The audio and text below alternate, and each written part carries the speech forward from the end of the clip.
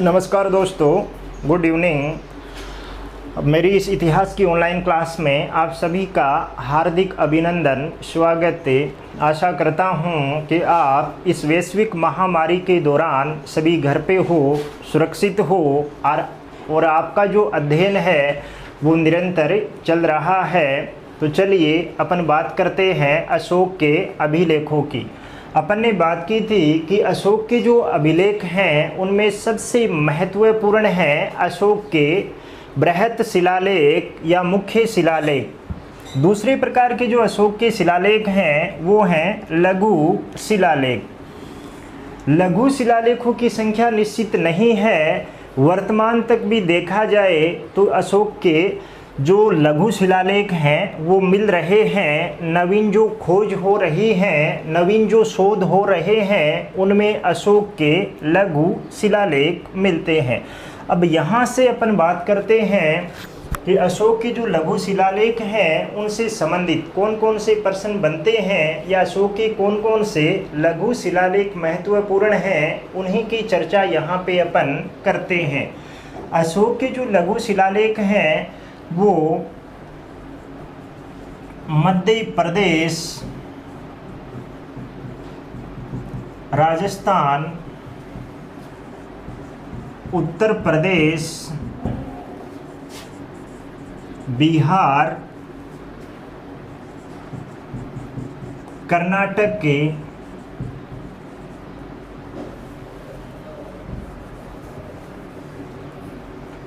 मुख्य रूप से मध्य प्रदेश, राजस्थान, उत्तर प्रदेश, बिहार और कर्नाटक से अशोक के लघु शिलालेख मिले हैं। सबसे ज़्यादा अपन बात करते हैं तो अशोक के जो शिलालेख हैं वो कर्नाटक से मिले हैं और कर्नाटक से अशोक के जो 4 शिलालेख मिले हैं जिनमें अशोक का नाम अशोक मिला है, उनमें से 3 शिलालेख अपने को कर्नाटक से मिले हैं। इसके अलावा आंध्र प्रदेश से भी अशोक का लघु शिलालेख मिला है। इस प्रकार आंध्र प्रदेश एक ऐसा राज्य है जहां से अशोक का मुख्य शिलालेख भी मिला है और लघु शिलालेख भी मिला है।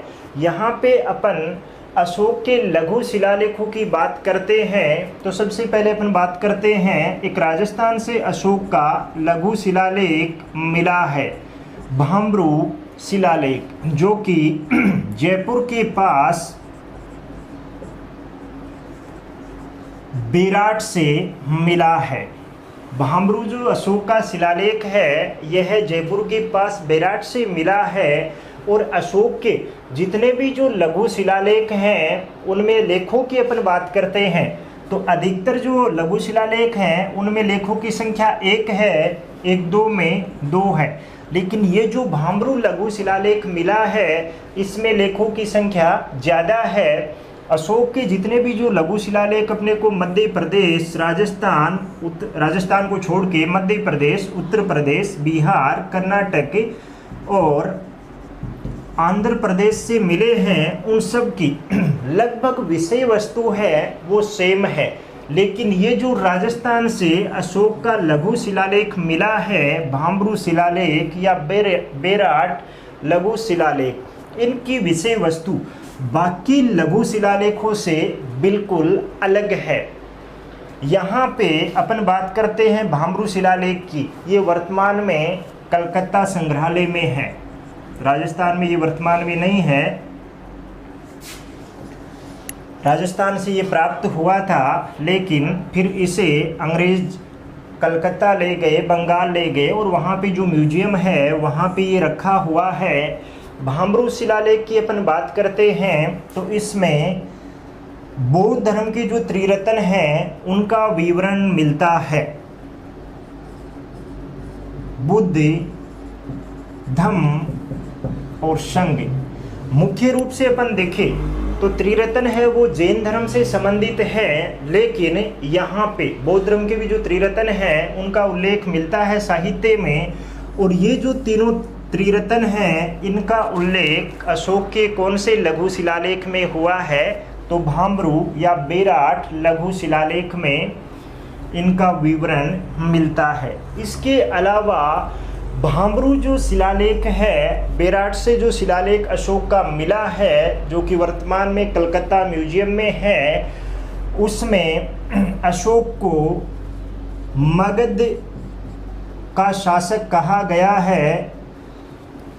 एकमात्र अशोक का ऐसा ये शिलालेख है जिसमें अशोक ने स्वयं को मगध का शासक कहा है। इसमें मगधाधिराज अशोक की उपाधि मिलती है, यानी अशोक मगध का शासक था।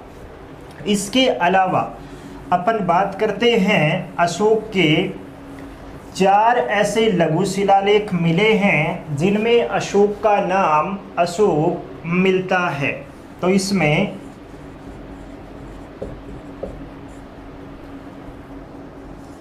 गुर्जरा, उदयगोलम, निट्टूर और मास्की।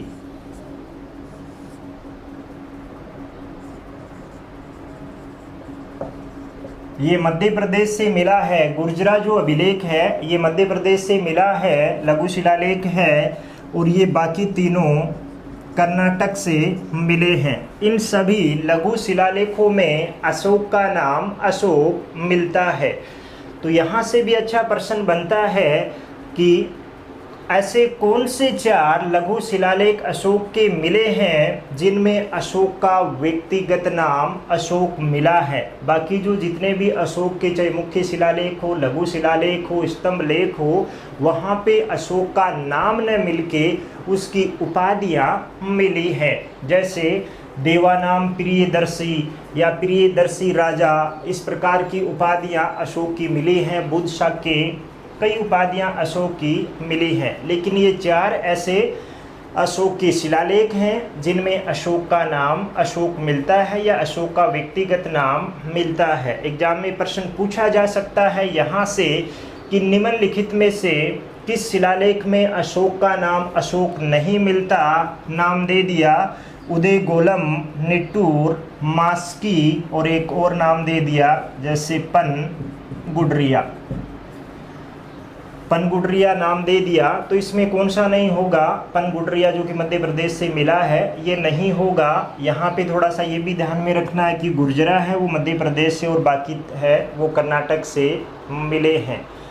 कुछ अशोक के लघु शिलालेख हैं वो बिहार से मिले हैं, कुछ उत्तर प्रदेश से मिले हैं, दिल्ली से भी मिले हैं, आंध्र प्रदेश से मिले हैं, कर्नाटक से मिले हैं।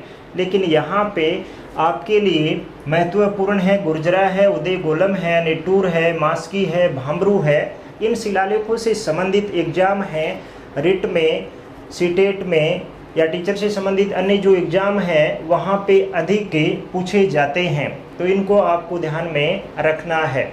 इसके अलावा अपन बात करते हैं अशोक के दूसरी प्रकार के जो अभिलेख हैं उनकी अपन बात करें तो दूसरी प्रकार के अशोक के जो अभिलेख हैं वो हैं स्तंभ लेख। अशोक के स्तंभ लेख भी इनके आकार के आधार पे 2 प्रकार के मिले हैं या दो भागों में इनको अपन बांट सकते हैं।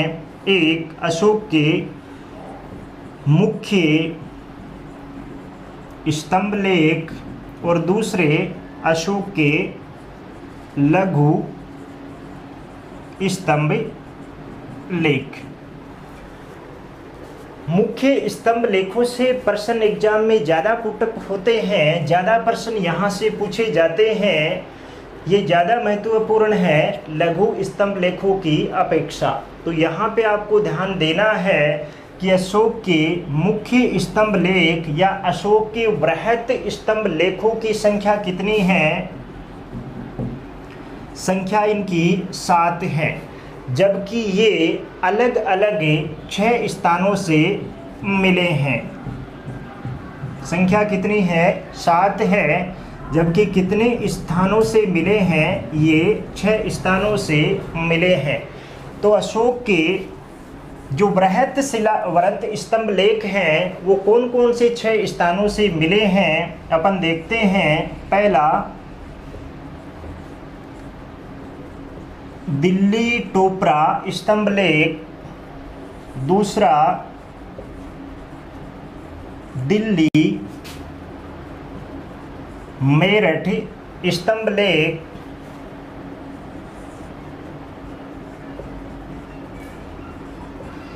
तीसरा लोरिया अरराज स्तंभ लेख, चौथा लोरिया नंदनगढ़ स्तंभ लेख, पांचवा रामपुरवा स्तंभ लेख और छठा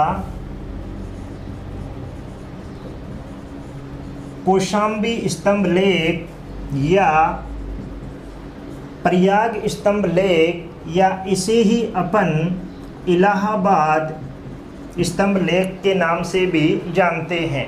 वर्तमान में अभी उत्तर प्रदेश के जो मुख्यमंत्री आदित्यनाथ हैं उन्होंने प्रयाग का नाम इलाहाबाद का नाम बदल के प्रयाग कर दिया है।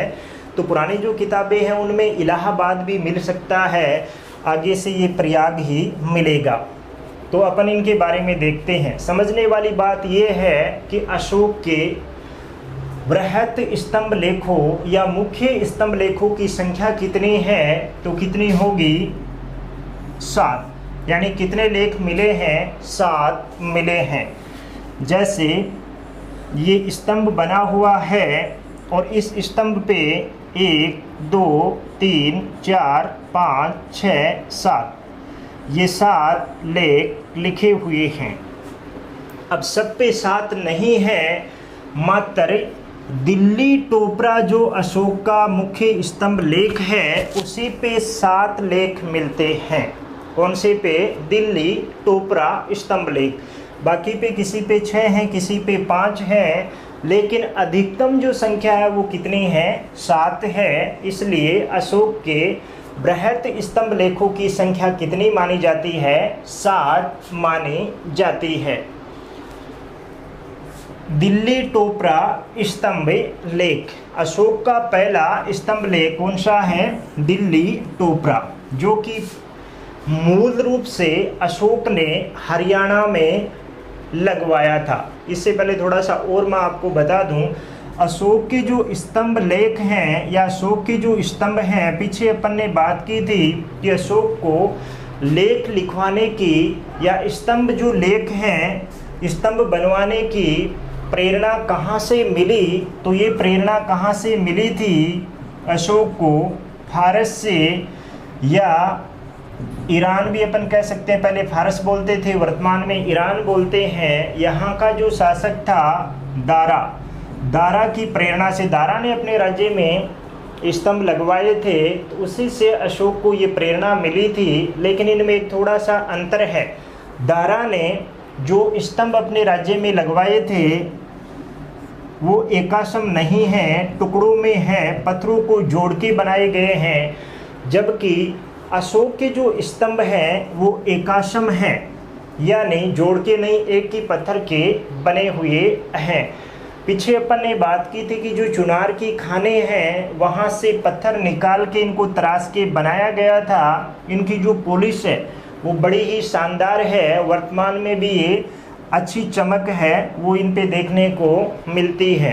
इनका जो शीर्ष है, इनका ऊपरी जो भाग है, वहाँ पे विभिन्न पशुओं की आकृतियाँ मिलती हैं।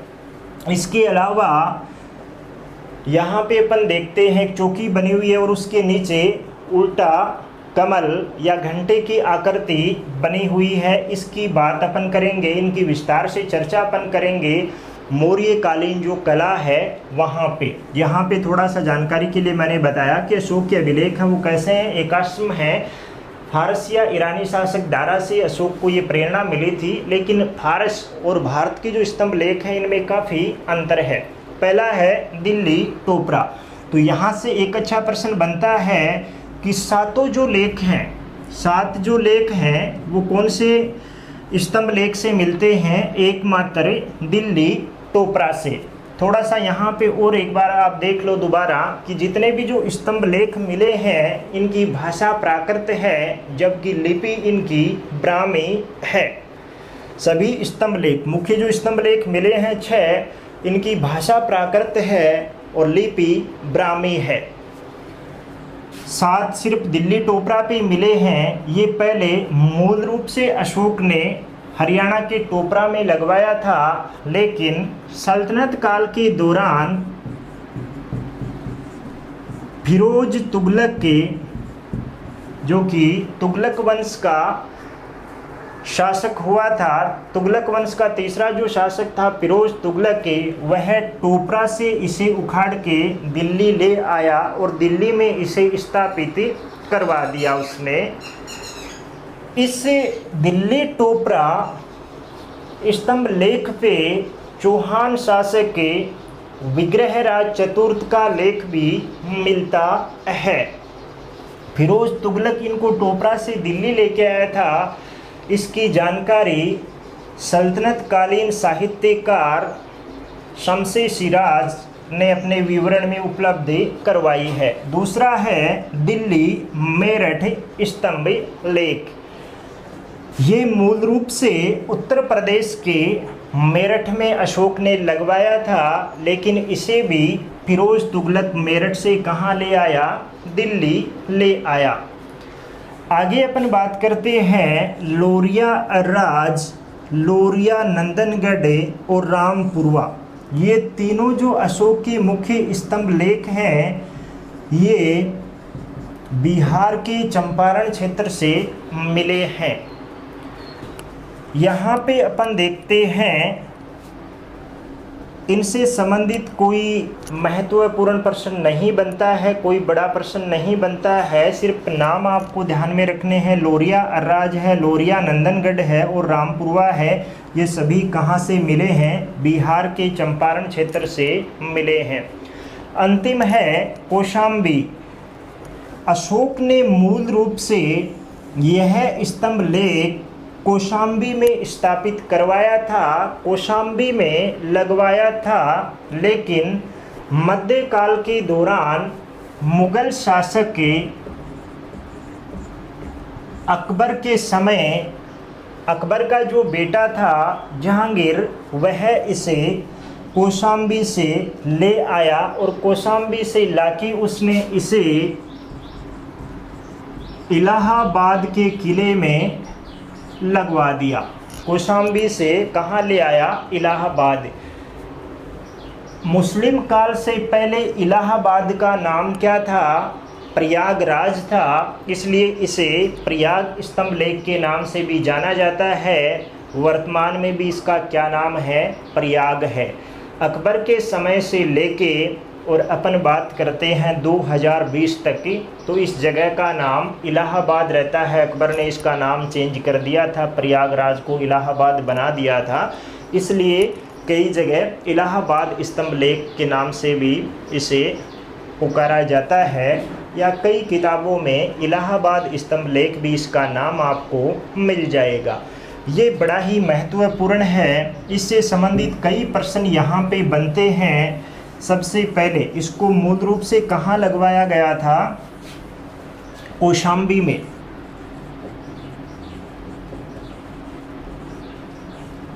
कौशाम्बी के अधिकारियों को संबोधित करते हुए ये लिखवाया गया है। उसके आधार पे ये जानकारी मिलती है कि अशोक ने इसे कौशाम्बी में लगवाया था, लेकिन अकबर का जो बेटा है जहांगीर, वह इसे कौशाम्बी से इलाहाबाद ले आया और अकबर ने इलाहाबाद के किले में इसे लगवा दिया। वर्तमान में वहीं पे इलाहाबाद के किले में ये अशोक का मुख्य स्तंभ लेख स्थित है। इस मुख्य स्तंभ लेख की अपन बात करें तो इस पे अशोक का मुख्य अशोक के मुख्य जो लेख हैं, स्तंभों की अपन बात कर रहे हैं, वो इस पे लिखे हुए हैं। इसके अलावा इस पे अशोक का एक लघु लेख भी मिलता है। इसके अलावा अशोक की रानी का एक लेख भी इस पे मिला है, तो इसे रानी का लेख भी कहा जाता है। इसके अलावा मुगल शासक जहांगीर का एक लेख भी इस पे मिला है। इसके अलावा सबसे महत्वपूर्ण है वो है अशोक, तो हो ही गया इसमें। अशोक के अलावा अपन बात करते हैं तो अशोक की रानी का लेख भी इस पे मिलता है। इसके अलावा एक लघु लेख भी इस पे और मिला है। इसके अलावा जहांगीर का लेख भी इस पे मिला है। और सबसे महत्वपूर्ण अशोक के बाद अगर ये कौशाम्बी स्तंभ लेख है तो वो किस समय बनता है? ये गुप्त शासक के समुद्रगुप्त अशोक का कौशाम्बी स्तंभ लेख है। इस पे गुप्त शासक समुद्रगुप्त का एक लेख भी लिखा हुआ है, जिसे प्रयाग प्रशस्ति के नाम से जाना जाता है। समुद्रगुप्त की जानकारी उपलब्ध करवाने वाला ये महत्वपूर्ण लेख है। यहाँ पे अपन देखते हैं जैसे ये स्तंभ लेख है, कौशाम्बी स्तंभ लेख। अशोक ने इस पे कुछ लेख लिखवा दिए, जगह बची हुई थी उस पे इसकी रानी ने भी एक लेख लिखवा दिया, कुछ जगह बची हुई थी उस पे अशोक ने एक लघु शिलालेख इस पे और लिखवा दिया। फिर इसमें कुछ जगह और बची हुई थी उस पे एक लेख मुगल शासक जहांगीर ने भी लिखवा दिया। लेकिन अपन देखते हैं प्राचीन काल में यहाँ पे गुप्त वंश का जो शासक है समुद्रगुप्त, उसने अपने शासनकाल के दौरान प्रयाग प्रशस्ति अपनी प्रशंसा में कुछ लेख लिखवाए थे। सबसे बड़ा लेख अपन कह सकते हैं गुप्त काल का, वो इसी स्तंभ लेख पे मिलता है। इसी स्तंभ लेख पे लिखा हुआ है। समुद्रगुप्त की जो प्रयाग प्रशस्ति है वो अशोक के कौशाम्बी स्तंभ लेख पे ही उत्कीर्ण है, जिसकी रचना हरिसेन ने की थी। जो लेखन की काव्य शैली है, काव्य शैली में लिखा हुआ था, चंपू शैली में लिखा हुआ था। तो यहाँ से कई प्रश्न बनते हैं कि अशोक का कौशाम्बी स्तंभ लेख है वो वर्तमान में इलाहाबाद के किले में है। इसे प्रयाग स्तंभ लेख के नाम से भी जानते हैं और इसे इलाहाबाद स्तंभ लेख के नाम से भी जाना जाता है। इस पे एक लघु शिलालेख भी मिला है। इस पे अशोक की रानी का लेख भी मिला है। इसके अलावा जहांगीर का एक लेख भी यहाँ से मिला है और गुप्त शासक समुद्रगुप्त की प्रयाग प्रशस्ति हरिसेन द्वारा लिखित वो भी इसी पे अंकित है। तो कौशाम्बी स्तंभ लेख से प्रश्न है वो एग्जाम में बार बार पूछे जाते हैं, इसलिए आपको थोड़ा ज़्यादा ध्यान इस पे देना है।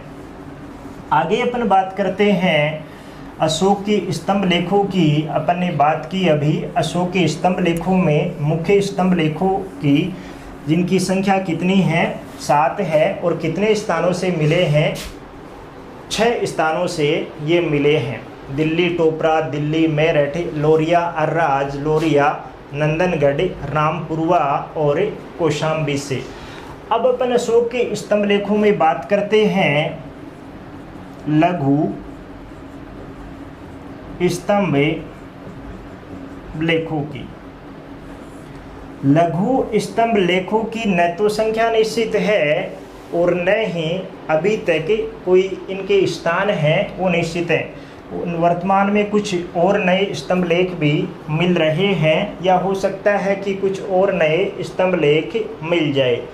अभी तक अपन देखते हैं अशोक के जो लघु स्तंभ लेख हैं उन सब की विषय वस्तु लगभग सेम है, 1 या 2 लेख। कई लघु स्तंभ लेखों पे 1 लेख है जबकि कई पे 2 लेख मिलते हैं। इनकी अपन बात करते हैं तो अशोक के लघु स्तंभ लेखों में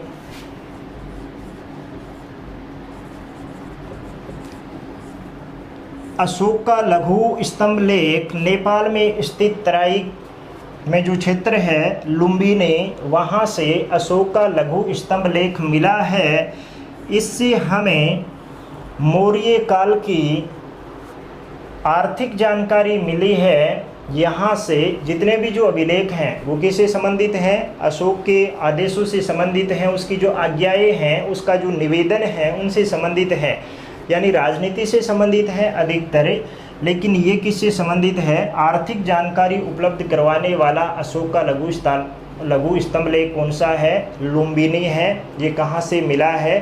नेपाल से मिला है। इसे रुमेनदेई लघु स्तंभ लेख के नाम से भी जाना जाता है। इसमें जानकारी ये मिली है कि अशोक अपने शासनकाल के 20वें वर्ष में लुम्बिनी की यात्रा करता है और यहाँ से जो कर है धार्मिक कर को पूर्णतः समाप्त कर देता है और मौर्य काल के दौरान जो कर की दर थी 1/6 उसे घटा के 1/8 कर देता है। तो एक प्रश्न यहाँ से ये बन गया कि अशोक का कौन सा स्तंभ लेख आर्थिक जानकारी उपलब्ध करवाता है या मौर्यकालीन कर व्यवस्था की जानकारी उपलब्ध करवाता है? तो कौन सा हो गया? रुमेनदेई स्तंभ लेख या लुम्बिनी स्तंभ लेख।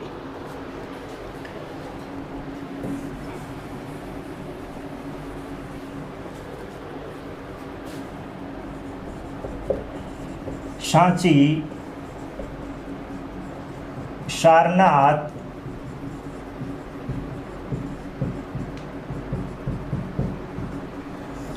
निंगलवा सागर आदि स्थानों से भी अशोक के लघु स्तंभ लेख मिले हैं। यहाँ पे आपको अधिक ध्यान देना है अशोक के लुम्बिनी या रुमेनदेई स्तंभ लेख पे ही अधिक ध्यान देना है। इसी से संबंधित ही ज़्यादा प्रश्न एग्जाम में पूछे जाते हैं। इसके अलावा सांची, सारनाथ, निंगलवा सागर जो क्षेत्र हैं वहाँ से भी अशोक के लघु स्तंभ लेख मिले हैं। अशोक के अभिलेखों की अपन बात कर रहे थे। इसका तीसरा जो पार्ट है, तीसरा जो भाग है वह है गुहा लेख, जिसके बारे में पीछे थोड़ी सी अपन ने चर्चा की थी। एक बार दोबारा अपन देख लेते हैं कि अशोक ने बिहार में स्थित बाराबार की जो पहाड़ियां हैं वहाँ पे आजीविक संप्रदाय के साधु सन्यासियों के लिए कुछ गुफाओं का निर्माण करवाया था। वहाँ से 4 गुफाएं मिली हैं। बाराबार क्षेत्र से कितनी गुफाएं मिली हैं? 4 मिली हैं। और उनमें 3 जो गुफाएं हैं, 3 गुफाओं से लेख मिले हैं। 3 कौन कौन सी गुफाएं हैं? सुदामा है, करण चोपड़ है और विश्व झोंपड़ी या विश्व झोंपड़ा जो गुफा है। इन गुफाओं की दीवारों से मौर्यकालीन लेख मिले हैं जो कि अशोक के शासनकाल के हैं। यहीं से एक और गुफा मिली है, लोमस ऋषि की गुफा, लेकिन इस गुफा पे कोई लेख नहीं है। अब आप पढ़ते हो अलग अलग बुकों से तो कुछ बुकों में ये जानकारी मिलेगी कि अशोक ने कितनी गुफाओं का निर्माण करवाया था। 4 मिल जाएंगी, सुदामा, करण चौपड़, विश्व झोंपड़ी और लोमस ऋषि की गुफा। लेकिन कई किताबों में ये जानकारी मिलेगी कि अशोक ने यहाँ पे 3 ही गुफाएं बनवाई थी, सुदामा, करण चौपड़ और विश्व झोंपड़ी। जबकि चौथी जो गुफा है वो किसने बनवाई थी? लोमस ऋषि की, अशोक के पुत्र दशरथ ने। ऐसा क्यों माना जाता है? क्योंकि इस पे कोई लेख नहीं है इसलिए। और कुछ किताबों में ये मिलता है कि सारी जो 4 गुफाएं हैं वो किसने बनवाई थी? तो अशोक ने। कहाँ बनवाई थी? बिहार में स्थित बाराबार की पहाड़ियों में। बाराबार की पहाड़ियों में कितनी गुफाएं मिली हैं मौर्यकालीन? 4 गुफाएं मिली हैं। लेख कितनी गुफाओं पे हैं? 3 गुफाओं पे है, सुदामा, करण चौपड़, विश्व झोंपड़ी। जबकि लोमस ऋषि की जो गुफा है उस पर किसी भी प्रकार का लेख नहीं मिला है। इसके बाद अशोक का जो पुत्र था दशरथ, ये गुफाएं किसके लिए बनवाई थी अशोक ने? आजीविक संप्रदाय के साधु सन्यासियों के लिए। ऐसे ही अशोक के पुत्र दशरथ ने भी आजीविक संप्रदाय के साधु सन्यासियों के लिए नागार्जुनी की जो पहाड़ियां हैं बिहार में, वहाँ पे कुछ गुफाओं का निर्माण करवाया था, जिनमें गोपी है, वापी है, विदित्ता है। ये गुफाएं मिली हैं। इन गुफाओं में कुछ लेख भी मिले हैं। इन गुफाओं का निर्माण किसने करवाया था? यहाँ पे 2 बातें हैं। अशोक ने बाराबार और दशरथ ने नागार्जुनी की पहाड़ियों में गुफाएं बनवाई थी। दोनों ने ही किसके लिए गुफाएं बनवाई थी? आजीविके संप्रदाय के लिए। पीछे अपन ने बात की थी कि अशोक का जो बेटा था, अशोक ने एक उपाधि धारण की थी, वही उपाधि उसके पोते ने, बेटा बता दिया मैंने, पोते ने, दशरथ ने भी धारण की थी। वो कौन सी उपाधि थी? देवानाम प्रियदर्शी। तो ये भी अच्छा प्रश्न है, कई बार एग्जाम में पूछा गया है, तो दोबारा आप इसको देख लो। धन्यवाद दोस्तों। ये हैं अशोक के अभिलेख। अशोक के जो मुख्य शिलालेख हैं उनकी विषय वस्तु के बारे में एक अलग से वीडियो अपन बनाएंगे। धन्यवाद दोस्तों। आप मेरे इस वीडियो को अधिक से अधिक शेयर करो, मेरे चैनल को सब्सक्राइब करो, तो इससे मेरा उत्साह और बढ़ेगा और मैं और अच्छा करने का प्रयास करूँगा। धन्यवाद।